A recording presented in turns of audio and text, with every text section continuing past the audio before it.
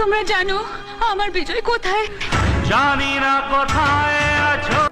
বন্ধুরা, একটি সময় ছিল যখন জিতের সাথী সিনেমা অথবা দেবের প্রেমের কাহিনী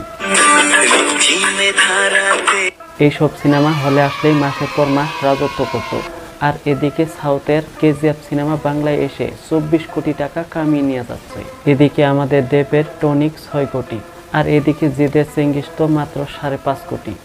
5টি মারাত্মক ভুলের কারণে বাংলা সিনেমাগুলোর এই অবস্থা হয়েছে। প্রথম কারণ হচ্ছে যে মিউজিক। বর্তমান যুগে বাংলা সিনেমার গানগুলো এতটাই সস্তা হয়ে যাচ্ছে যে ভুল করে যদি কেউ একবার শুনে দ্বিতীয়বার। এর দ্বিতীয় নাম্বার কারণ হচ্ছে যে বাজেট। সিনেমার 3 নম্বর পয়েন্ট হচ্ছে ভয়। এবার সিনেমার সব থেকে গুরুত্বপূর্ণ কথা জানতে পারবেন।